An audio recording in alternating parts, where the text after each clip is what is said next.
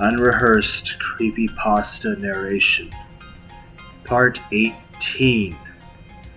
My friends and I played the staircase game. Segment C.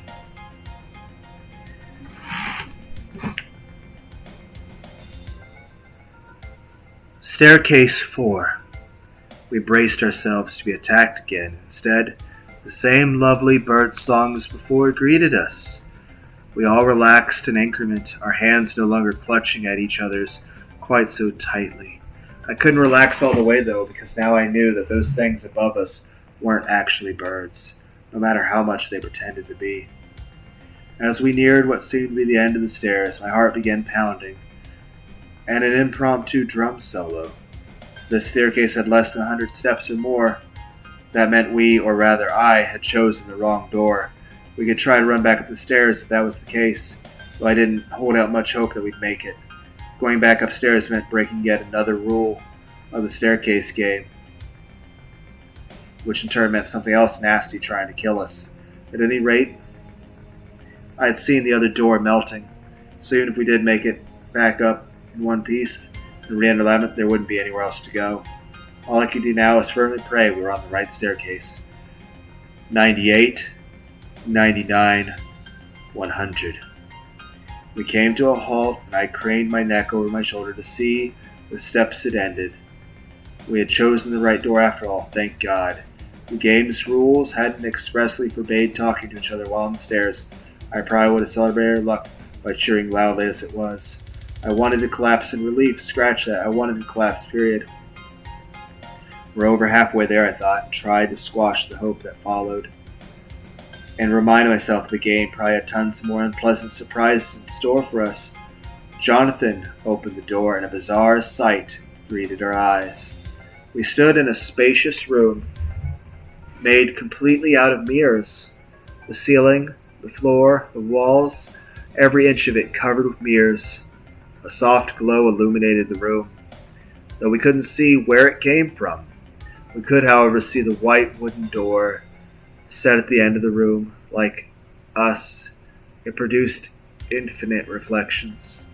The entire room reminded me of the Infinity Mirrors Room installation series by Cosimo Yayoi, and it had the same sense of space and time warping out of joint. Granted, compared to everything else we've been through so far, walking across a room, albeit a large one covered in mirrors, was nothing. "This is too easy," I muttered. I kept staring at the door, expecting to vanish before my eyes. It stayed stubbornly solid and annoyingly ordinary, as if someone had happened to pluck it from a house in the suburbs and paused there. Jonathan said, agreed. There was a moment where we simply stood around, waiting for something terrifying to appear. But the only things that moved in the room were our own reflections. It was the first time I'd seen myself since we started the game, and I finally realized that we all looked, well, horrible.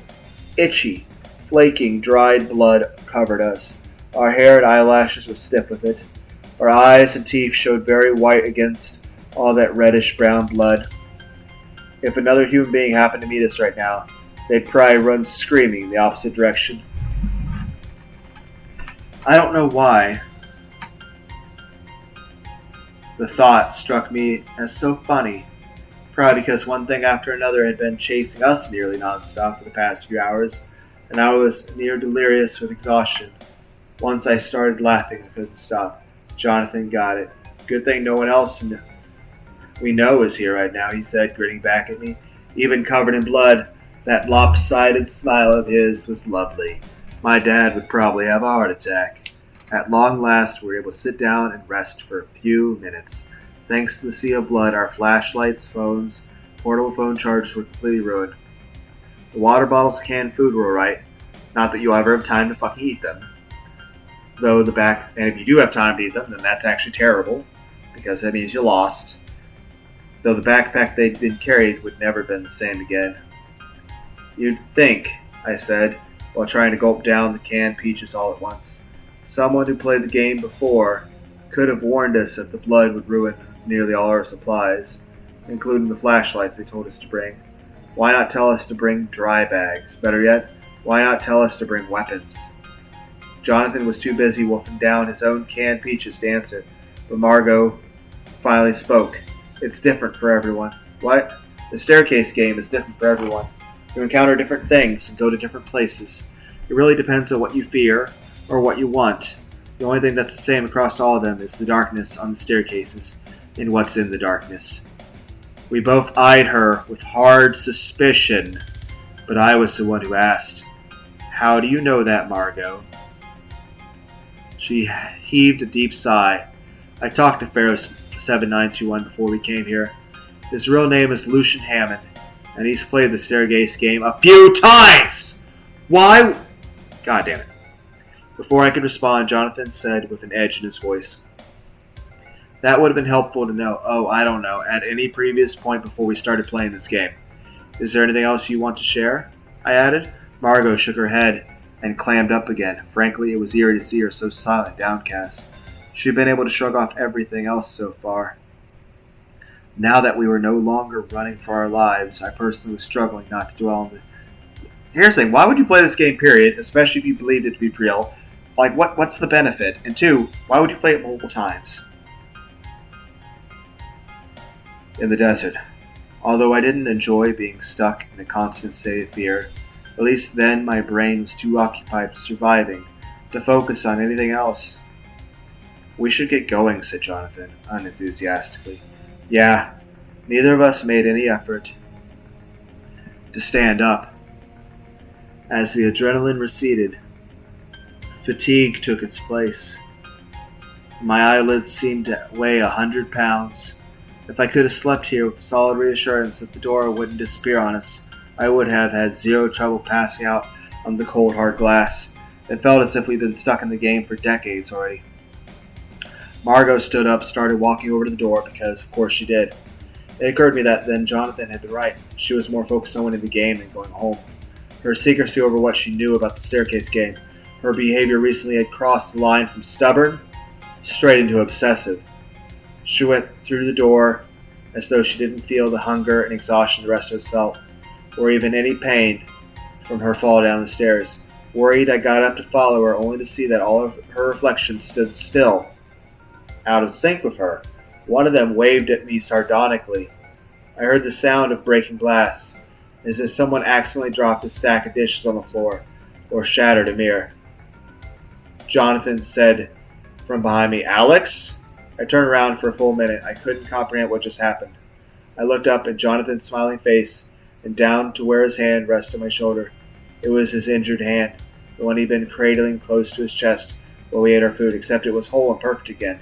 And then I looked at the shards of glass held in that hand, roughly 6 inches long and 2 across. The shard he shoved all the way through my left shoulder. There was no pain. Not yet. I whispered, "Jonathan?" Some instinct made me look down at where his reflection should have been, and I saw another Jonathan staring up at us, trapped behind the glass. My Jonathan. He screamed something at me, but I couldn't hear what he said because the thick glass muffled his words. He started slamming his hands against the glass, leaving bloody smears on it as he tried to punch his way through. And then the other Jonathan pulled the shard back out of my shoulder, and that did hurt. It burned, and the pain cleared my head enough that I could think again. Blood spurted out of my wound as I pushed him away or tried to. I couldn't move my left arm at all. It hung from my punctured shoulder, dead and useless. The other Jonathan evaded me easily and wrapped one hand into my hair so he could pull my neck back and dig the tip of the bloody shard in my throats. "Any last words?" he said mockingly. I was hoping for a snappy comeback to mine. The best I could do was refuse to give him the satisfaction of begging for my life. I slammed my elbow into his stomach and heard him give a small oof sound. When I twisted around and grabbed the shard from his slacking hand, I nearly succeeded in shoving it into his throat, except by then, one of my own reflections had risen out of the mirror behind me like an evil ghost. She forced my arm up, away from the other Jonathan, and then used her hold on me to throw me across the room. On one hand, she'd thrown me toward the door instead of away from it. On the other hand, I couldn't leave Jonathan behind. I scrambled to my feet, shaking my head to try and clear it out of my gray spots dancing across my vision. I managed to take 2 steps toward where I could still see him trapping me, and then Margot yanked me backward by my injured arm. Pain exploded I could barely hear her say, "Alex, we have to go." "Jonathan's still here," I snarled at her. "We can still save him. Get him out." Even as I said, though I knew it wasn't true, more of our reflections had stepped out of the mirrors, of the white doors in the mirror. 10 other Jonathans, 10 other Margos, 10 other Alexandros stood between us and Jonathan, and more were coming, an infinite number of them pushing their way out of the mirrors, as if mirrors were made of water and not glass. Those reflections already in the room started running toward us, their eyes burning bright with bloodlust. Margot dragged me backwards. "It's too late. We can't help Jonathan. We don't have a choice." "Yes, we do," I screamed, the words so loudly that my throat ached. "Let go of me." She didn't. She dragged me away from the room and through the doorway, toward the final white staircase waiting for us. I watched our reflections stop chasing us. I watched them turn toward where Jonathan was still trapped. They converged on him, drooping down to put their faces right by the glass above him. And the very last thing I saw before they completely surrounded him and the door slammed shut was Jonathan staring at us with agonized, despairing eyes, still beating on the glass. Staircase 5. I immediately tore myself free from Margot and ran toward the door. Only rough wood met my fingertips, no doorknob. I tried to wrench it back open anyways, wrapping my fingers around the edges and the door, ignoring the sharp splinters. Right then, I didn't care about the staircase game or its done rules. I didn't even care about going home. What I cared about was Jonathan and the way he'd looked at us when we left him behind. And then the door began melting under my hands. No, I thought. I tried to hold it in place like I thought the door would return solid again. If I could just make it stay still. Margot touched my shoulder and I took her off violently, unable to even look at her. Part of me knew she'd probably been right and that there was no way we could have saved Jonathan. I don't know, we could have just not played the fucking game. At least not without getting ourselves trapped behind the mirrors too. Yet a larger part of me seethed in rage. We could have at least tried. How could we have abandoned him like this? I mean, how did you get him in the fucking situation? I mean, come on. This is why you don't do these things. I don't know how long I spent in the darkness trying to get rapidly disappearing door locked back open. I did everything I could think of. At one point I ran to the other side of it and tried to open it from there, alternating between pushing and pulling. I even flung myself through it as it disappeared. That didn't work either. In the end, last the door dissolved in front of my eyes, and all I could see was stare at the empty space where it had been a minute before. When Margot reached out to me, I didn't bat her hand away. My mind was completely blank. I followed her obediently down the steps because I couldn't think of what else to do. Had I missed some obvious way to open the door?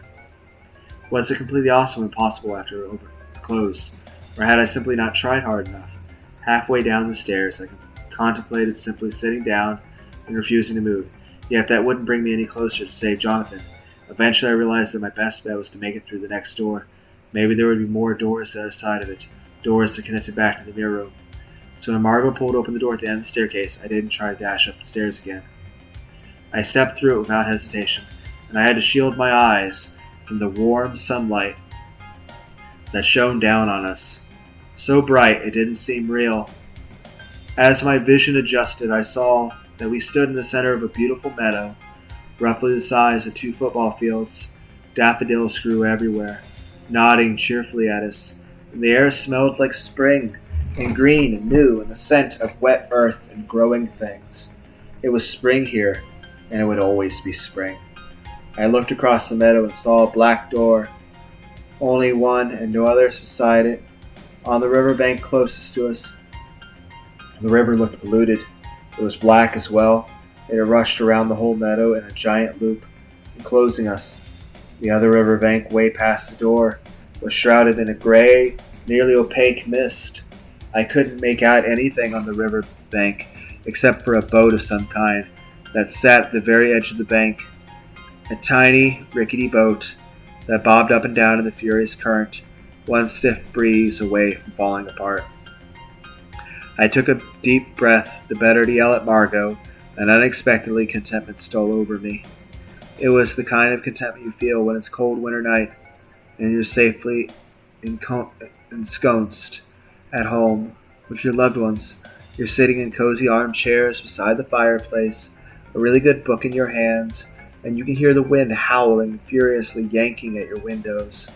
Knowing that it's absolutely awful outside only makes you more grateful to be warm and safe inside. The kind of contentment, if I stayed here, I would feel that contentment forever. No more arguments, no more worries, no more fear ever again. I could let go of all my rage and self-loathing. It was incredibly tempting, and I most likely would have given in if Jonathan's face hadn't flashed across my mind right then. The peace didn't disappear entirely. It simply lessened enough for me to decide that it wasn't yet time for me to stay here. I turned to Margot, ready to shake the answers out of her if necessary. Luckily for her, I didn't have to. She saw the look on my face and said, "I can explain." I glared at her, fist clenched tightly by my side. "I'm waiting." The staircase game gives you whatever you want. That's what Lucian told me. What he didn't tell me is that the game needs a sacrifice before it gives you anything. She took a deep breath. "I saw my sister back there, Alex. I saw her in the labyrinth. She told me that she died because of me." She started to cry again. I stared at her, my anger momentarily forgotten. "That's impossible, Margot. You were 3 years old when she died." "She told me that I fell into the pool. That's the reason she died. It was because she went in after me. She helped me get out, Alex. And she drowned. There all by herself." I wanted to tell Margot that she must have heard a lie, but actually, it had a horrible ring of truth to it. I remember the corpse telling me Margot was lying. It had been right. Unwillingly, I felt a moment's sympathy for Margot. Margot threw a pleading look at me. The whole reason I even wanted to play this game was to bring her back. I had to keep going, don't you see? Her confession rendered me silent for a few minutes, and then my anger roared back to life, and I said, "So you decided to sacrifice one of us? How did you choose Jonathan, or was it supposed to be me?" "No," said Margot. "I would never sacrifice you." "So what? You didn't give a fuck about Jonathan?" "I chose you, Alex. I chose you and my sister." I shook my head. "No, that's not true. You chose yourself, like always." Suddenly, I was close to crying myself. Except my tears were born of rage. I had always known that Margot missed her sister, just because she couldn't remember Marianne. That well didn't mean she loved her any less. Yet I had never thought that Jonathan and I would have to pay for the cost of that love. How could she have lied to us? How could she possibly stand there, trying to justify herself, as if she hadn't condemned Jonathan to being trapped in the game for the rest of his life? Tell me how to get back to the mirror room. I can save Jonathan without your help. I waited for her to respond, only to find her staring past me. I followed her gaze to see the dead walking toward us. They came out of the river, and they stared out as dark gray figures with indistinguishable features. And then, the closer they got to us, the more clearly I could see them, except they stayed pale and ghostly, like they were barely there. How did I know that they were dead? Because Marianne led the pack. She could have been Margot's twin. Only the slightest of differences set them apart, as if someone had set out to create two identical figurines, and his hand slipped out at the last second. They had the same build, the exact heart-shaped face, the same eyes, except Marianne was taller, and her hair wavy instead of straight. She was inexplicably older too, our age, or maybe the age she would have been if she had lived. Margot ran up to her.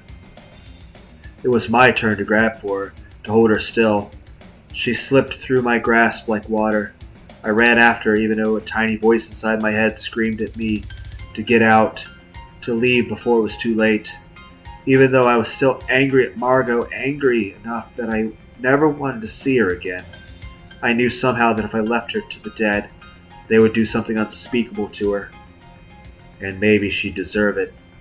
But I didn't want to be the one to decide that. The dead stopped moving. They waited for us to come to them. Their eyes dull and dusty as marbles. Margot finally slowed down when she reached Marianne.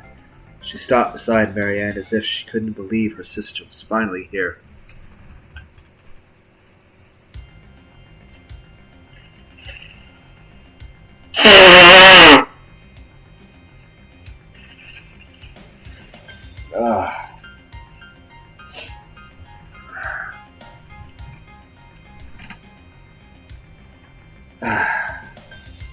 I stopped as well, still a good distance back from them. "Margot," I called.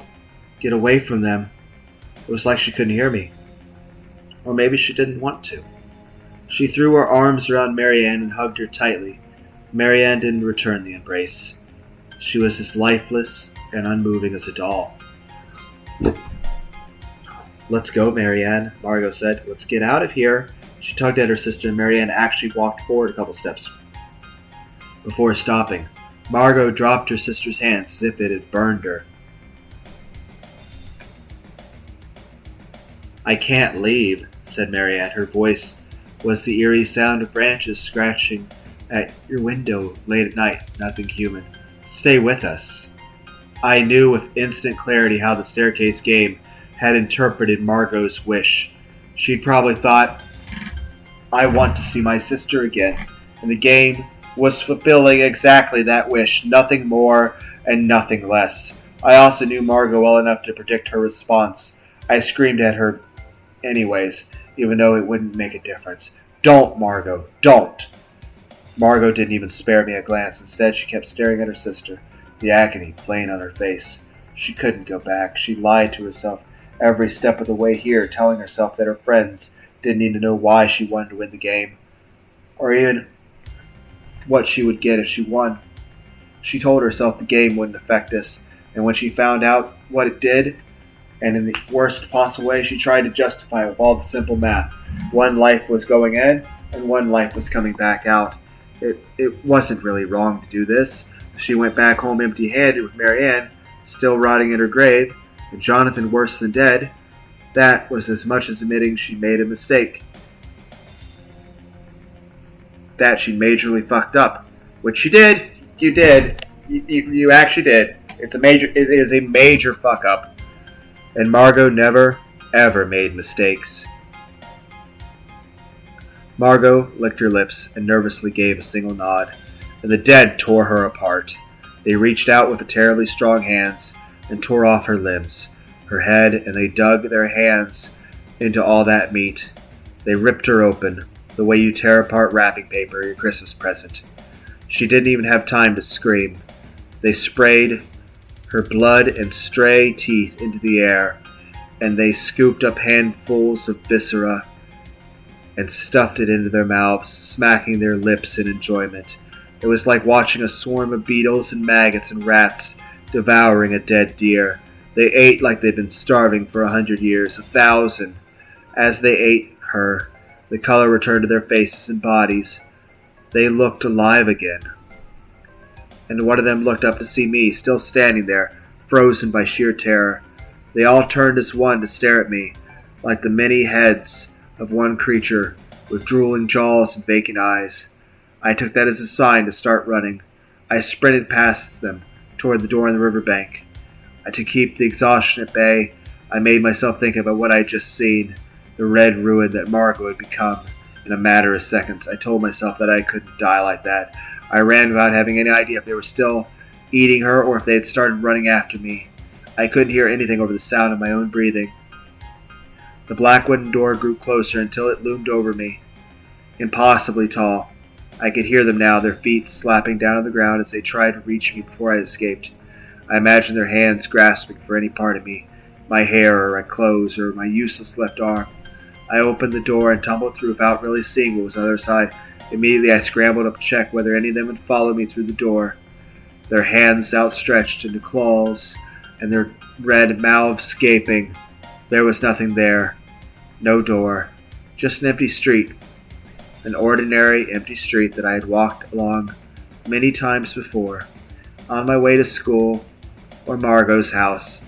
Everywhere I turned, I saw normal shops, normal houses and apartments, normal cars and bikes, normal people going about their everyday lives, laughing or talking loudly.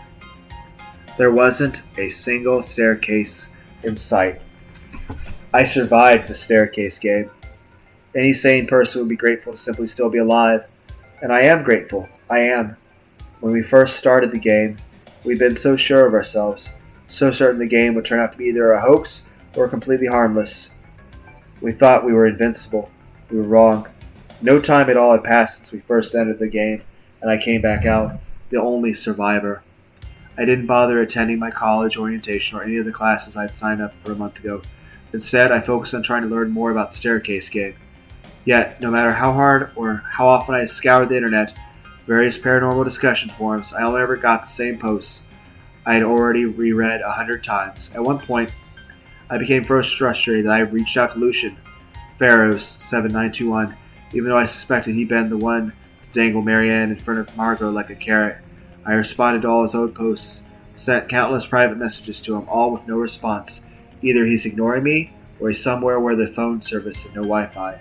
I wonder if he's playing the game again, and if so, who's he's playing with. The truth is, the guilt, self-loathing eat at me every day and every hour, every minute, every second of every day. Each night I go to sleep in the back of the game watching Jonathan scream at me from behind the mirrors, or Margot torn apart. I keep wondering why I was the one who survived. I replay everything that happened during the game over and over again, analyzing each moment to see if I could have done something, anything differently, if there was really any logic to the way the world worked. Then I should have been the one who lost the game, not Jonathan and Margot. Was it really through pure chance, pure luck that I survived? Which brings me to today. I woke up this morning realizing that there's only one thing left to do. I have to play the staircase game again.